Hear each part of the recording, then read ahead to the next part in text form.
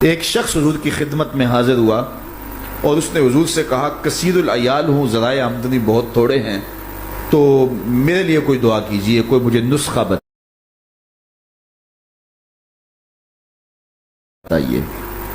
تو آقا کریم نے اس کو جو نسخہ بتایا سنا، فرمایا جب گھر جائے تو گھر والوں کو السلام علیکم کہہ دیا کرو۔ یہ کتنا سوکھا نسخہ ہے اور کتنا اچھا وظیفہ ہے، گھر والے بھی خوش، اللہ رسول بھی خوش۔ اس کے بعد ایک مرتبہ سورہ اخلاص پڑھ لیا کرو، غربت توڑ نسخہ۔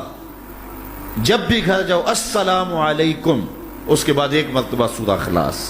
وہ کہتے ہیں میں عمل شروع کر دیا، گھر جاتا السلام علیکم، اس کے بعد السلام علیکم کے بعد میں سورہ اخلاص ایک بار پڑھ دیتا۔ اس عمل کی برکت سے میں نے تو امیر ہونا ہی ہونا تھا، میرے ہمسائے بھی امیر ہو گئے، میرے ہمسائے بھی امیر ہو گئے۔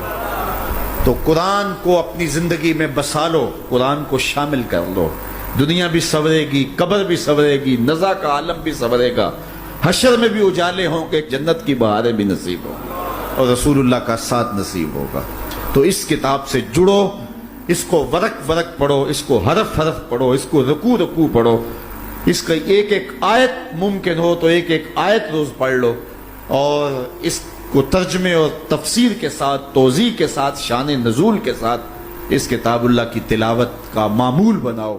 میرے حضور نے یہاں تک فرمایا کہ جو شخص قرآن پڑھتا ہے اس کے لہجے میں لکنت کی وجہ سے یا عجمی ہونے کی وجہ سے وہ اٹکتا ہے اور اس کا لہجہ ٹوٹتا ہے، تو میرے حضور نے فرمایا اللہ اس کو دوہرا ثواب عطا کرتا ہے، ایک قرآن پڑھنے کا ثواب اور ایک اس کو اٹکنے سے جو تکلیف ہوتی ہے، تو فرمایا اللہ اس کا بھی اس کو ثواب عطا کرتا ہے۔ اور فرمایا یہ وہ پاکیزہ کتاب ہے کہ اگر تمہارا رب سے باتیں کرنے کو جی چاہے تو قرآن کھول کے بیٹھ جاؤ، یہ رب سے ہم کلام ہونا ہے، یہ اپنے رب سے گفتگو کرنی ہے۔ میرے حضور نے فرمایا کہ قرآن اللہ کی وہ لٹکتی ہوئی رسی ہے جس کا ایک سرا تمہارے ہاتھ میں ہے، دوسرا سرا تمہارے رب کے ہاتھ میں۔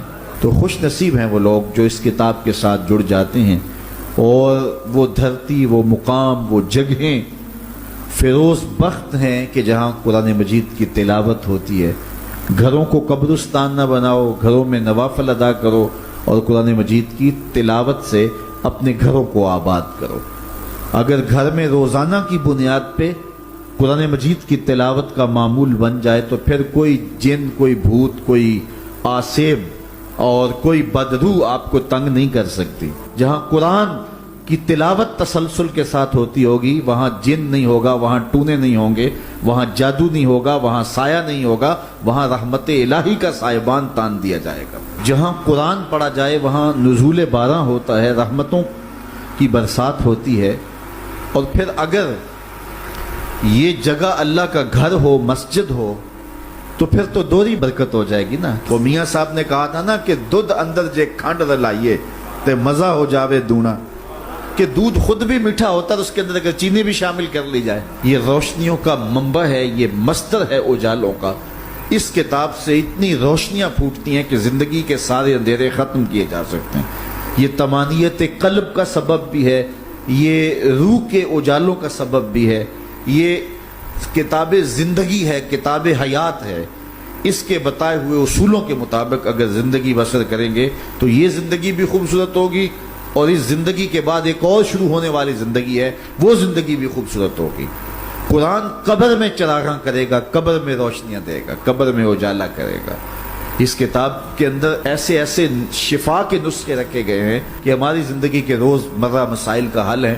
مثال کے طور پہ آج کل ہر بندہ معاشی طور پہ پریشان ہے، تو سورہ واقعہ صرف 3 رکوعوں پر مشتمل ہے۔